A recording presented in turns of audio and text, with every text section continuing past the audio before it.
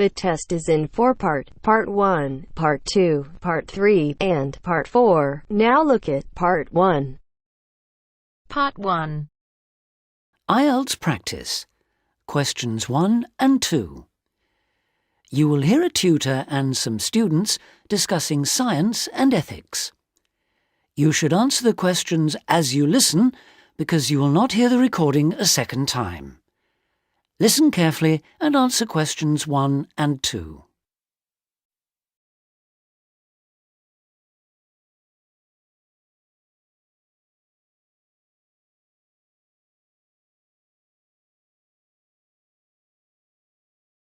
And answer questions 1 and 2.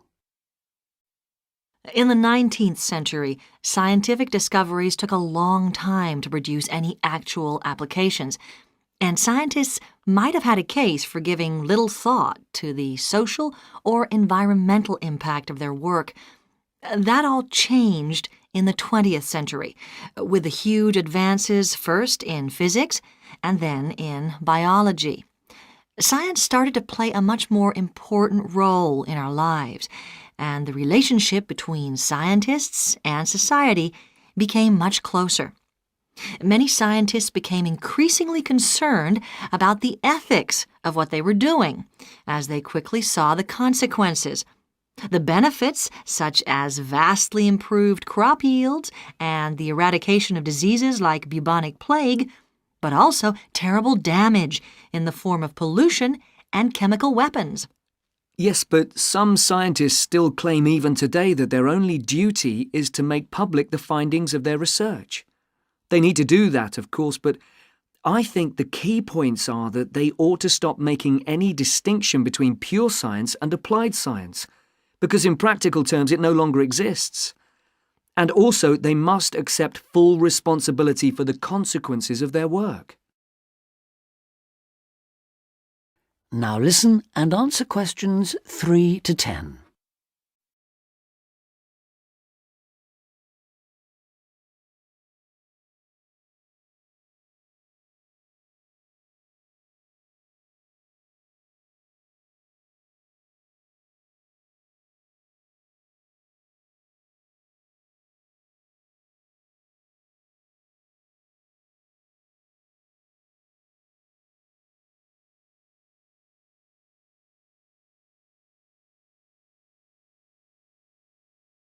Now listen and answer questions 3 to 10. Let's explore that last point a little further.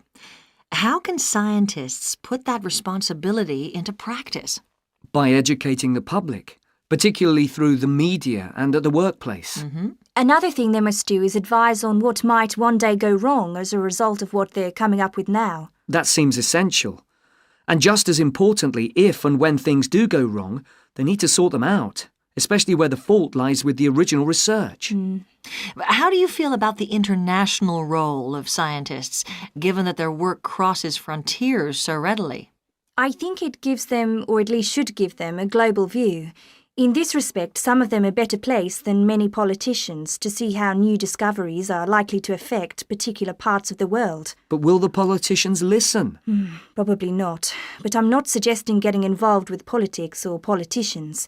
Much better to raise the public's awareness of scientific issues so they can put the pressure on at election time. There's a problem here, though, isn't there, with the way the public sees scientists. They're all either mad or bad. That's something they need to work on, definitely. To regain public trust, they'll have to show they're accountable, and that science is about improving people's lives. That may not be so easy. What do you think are the areas in science that really worry people these days? Science in agriculture, above all. There's been all this media hysteria about Frankenstein foods, but there is a genuine issue here. Whether adding specific genes to plants is a valid way of increasing food production, or whether it risks the appearance of new diseases, of superweeds and pests. Which links it to another controversy, using chemicals to control pests. And that's something else that was at first thought to be harmless, but we now know that the careless spraying of crops has led to all kinds of health problems for people. plus a devastating loss of biodiversity, with huge numbers of insects, birds and mammals simply disappearing from the countryside, fish dying in poisoned rivers and so on. And of course, if we're talking about death on a massive scale, then we have to mention the role of science in enabling the military to wage chemical and biological and nuclear warfare, which has destroyed life in so many parts of the world. Okay, I think we've identified some major topics there. There's something I'd like to add, if I may.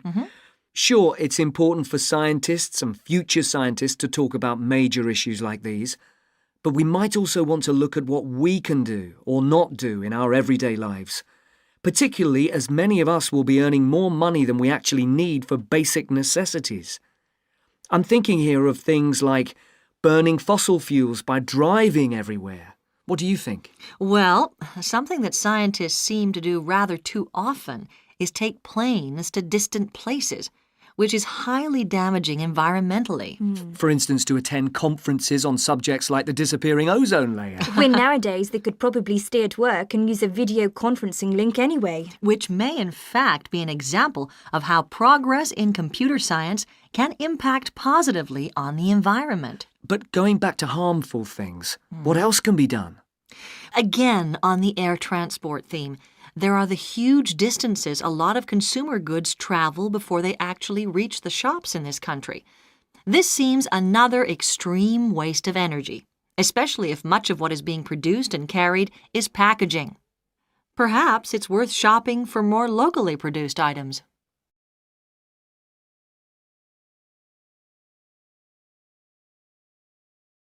That is the end of part 1. You now have half a minute to check your answers.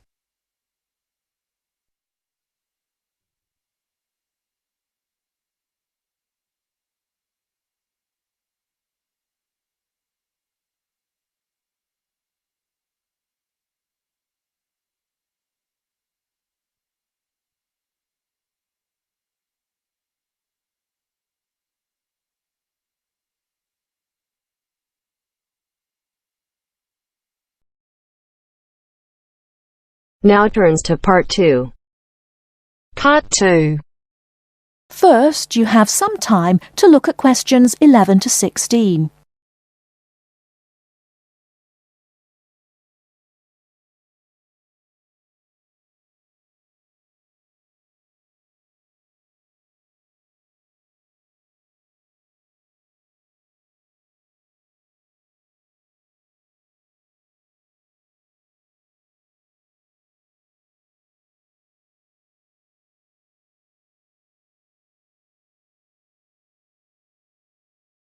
Now, listen carefully and answer questions 11 to 16.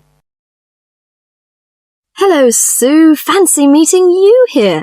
It is Sue Johnson, isn't it? Oh, hi, Jill. Must be ages since we've seen each other. What a surprise. How are you? Yes, well, I'm fine.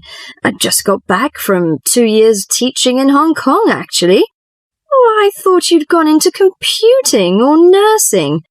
No, I ended up being a teacher after all. And how about you? Oh, fine. Things are going quite well, in fact. So, what have you been up to over the last 3 years? Working, studying, you know, the usual things. Oh, and I got married last year. Congratulations. Anyone I know? Yeah, you might remember him from our college days. Do you remember Jerry? Jerry Fox? Jerry? Was he the one with the dark hair and beard? No, that was Sam. No, Jerry's got blonde hair and glasses. He's pretty tall. Well, we got married, finally. Great. And where did the wedding take place? Was it here in London? No, in the end, we decided to get married in Scotland. Jerry's parents lived there, so we were married in the small village church with the mountains in the background. Fabulous. Have you got any pictures? Well, funny you should ask. I have actually got a couple here. They're a bit battered because I've been carrying them around in my bag. Oh, never mind. Let's have a look. Oh, don't you look wonderful? Who are those people behind you? Oh, that's my older sister, Clara. Oh, she looks like you. Do you think so? Everyone says that, but we can't see it. Is she married now? Yes, and she's got 3 children, a girl and twin boys as well. Wow, imagine having twins. Look, why don't we have dinner together and catch up on a few things? Would you like to come over one evening? Oh, that would be lovely. What about next Friday evening? Fine. What time? Shall I come over about 8 o'clock? Oh, come about 7:30. I'm usually home around 6:30, so that'd give me plenty of time to get dinner ready.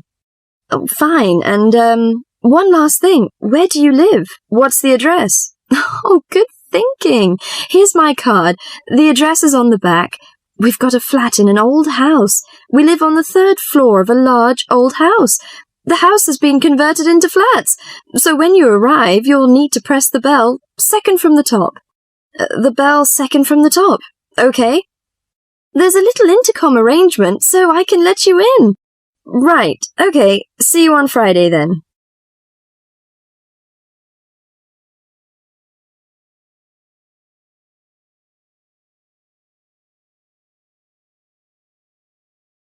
Before you hear the rest of the talk, you have some time to look at questions 17 to 20.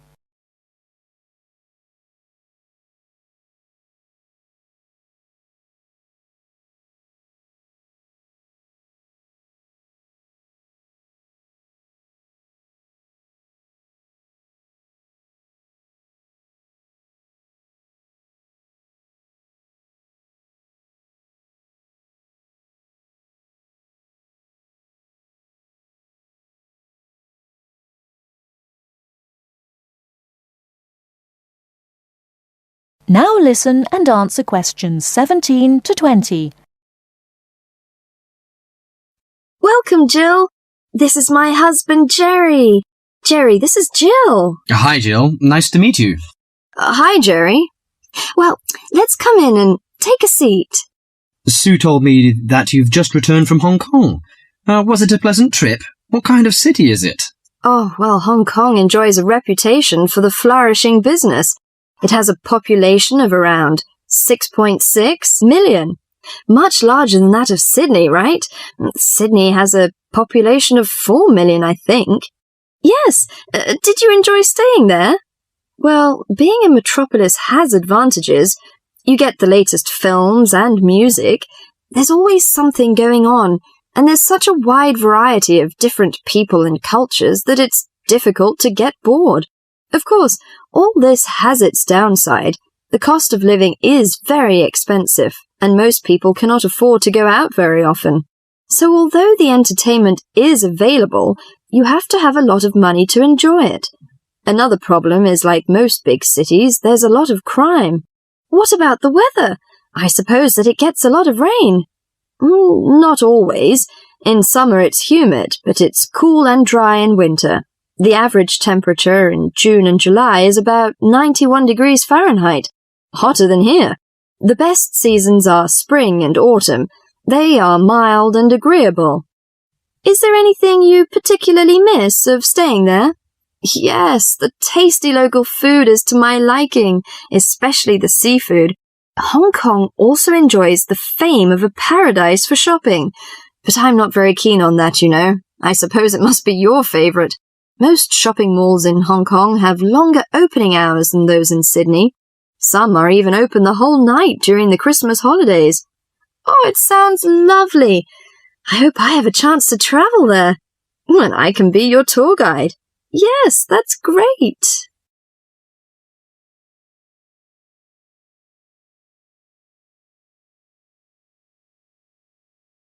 That is the end of part 2. You now have half a minute to check your answers.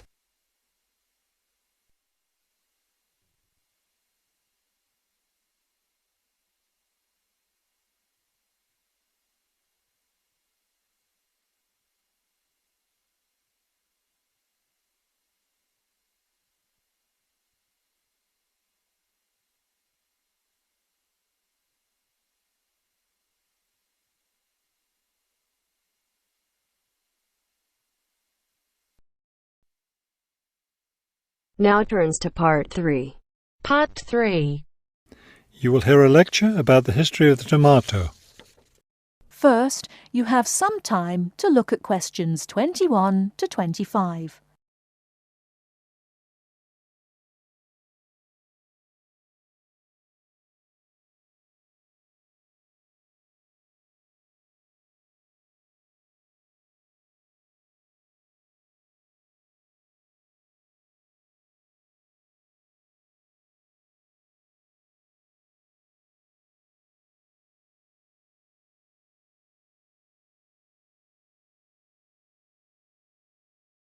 Now, listen carefully and answer questions 21 to 25.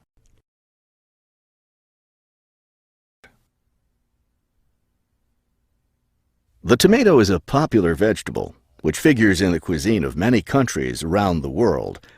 It is particularly prominent in Italian cooking, but it was unknown in Europe until Spanish explorers brought it back from the Americas. The tomato originated in the highlands of Peru. From there, it eventually found its way to Mexico, where it was cultivated by the Aztecs. The Aztec tomato wasn't the large red vegetable we know today. Rather, it was small and yellow. When this small round fruit arrived in Italy, it was named golden apple for its bright yellow color. You'll notice I just called it a fruit. That's because a tomato is botanically a fruit, even though most everyone calls it a vegetable. The actual word tomato comes from the Aztec name for the vegetable, meaning plump thing. The tomato arrived in Europe in the 1500s and quickly became a popular food in Spain and Italy. In the late 1600s, the Italians began publishing recipes that used tomatoes. The British, however, had a different attitude toward the vegetable. It was grown as an ornamental plant in Britain in the 1600s, but it wasn't eaten because it was thought to be poisonous.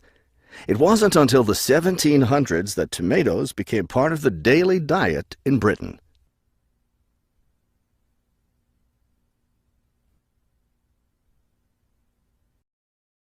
Before you hear the rest of the talk, you have some time to look at questions 26 to 30.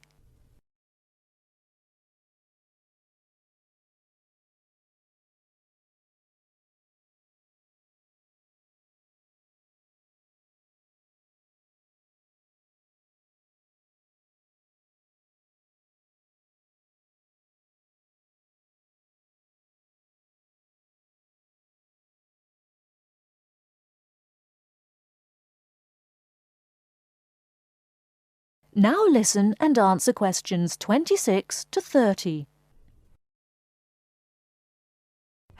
In the United States, tomatoes were also used as ornamental plants rather than as food for a long time. This attitude began to change in the 1800s.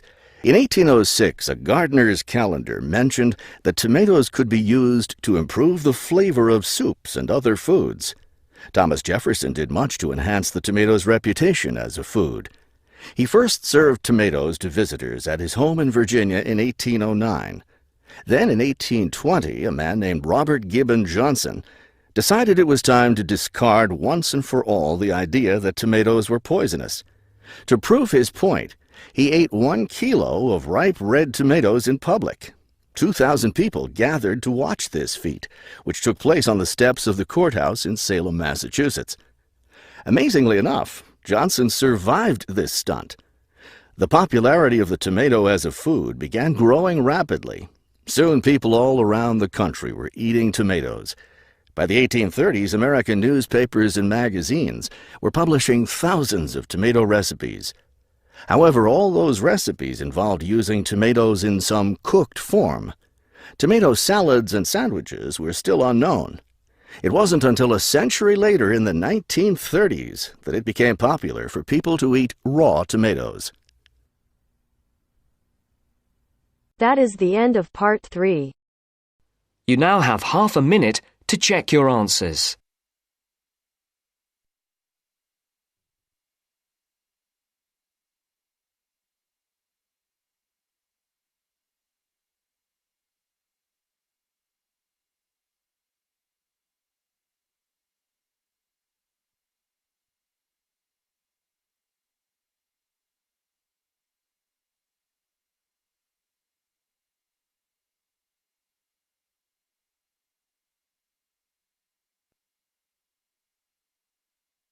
Now turns to Part 4.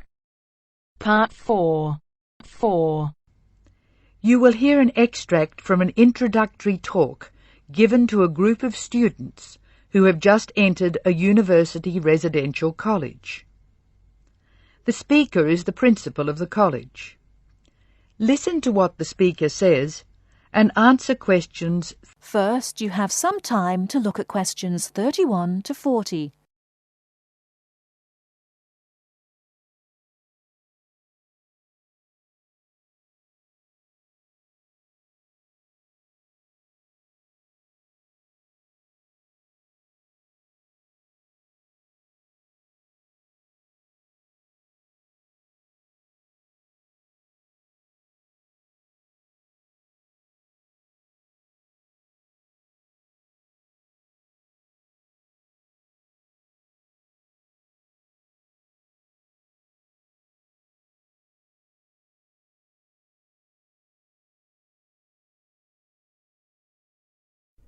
Now listen carefully and answer questions 31 to 40. Good morning and welcome to Scholastic House. I am delighted to see you here. It is my duty to explain to you some of the history of our college and some of the traditions which I hope you will uphold. The idea for Scholastic House was expounded by Samuel Wells in 1898. Wells was a visionary whose ideas were well ahead of his time. He wanted a college which would encourage friendship between people of different races and nationalities. Wells died in 1900 before he could see the college in action. Scholastic House finally began operating in 1903 with 10 students. Those students came from Asia, Europe and the Americas.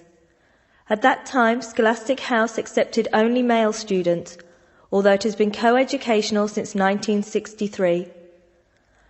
9 of these foundation students went on to lead illustrious lives. The only exception died tragically on his way home from Scholastic House to Sarawak. He had only recently graduated with an honours degree in law, and he was robbed of a brilliant future.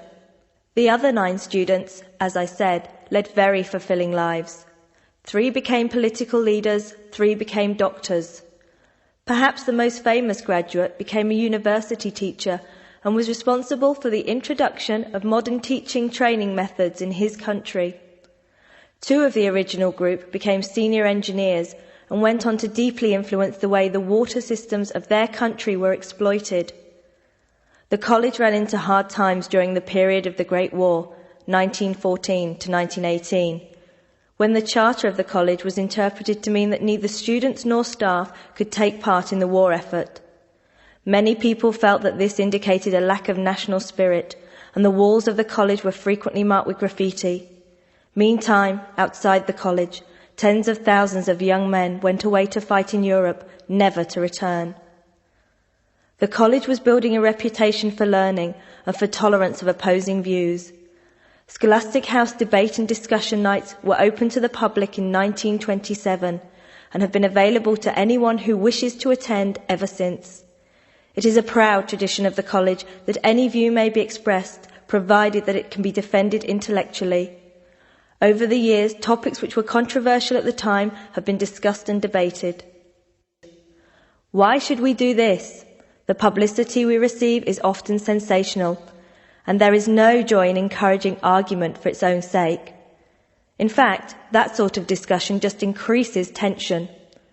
The only legitimate reason for our behaviour is that it casts light upon the topic in question and informs the debate. And controversial topics are the ones which most need informed attention.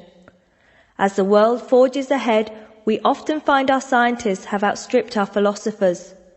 We frequently develop scientific marvels without realizing their full implications. Nowhere is this more obvious than in medicine.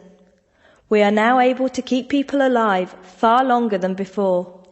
But this medical ability must be measured in relation to the quality of those lives. I urge you to spend your time at Scholastic House wisely. You are the heirs of an excellent academic tradition of which we can all be justly proud. It is your responsibility to continue this tradition of querying where our world is going. Progress is not always upwards. I wish you every joy in your time here, and I hope that I will hear much well-informed debate from you.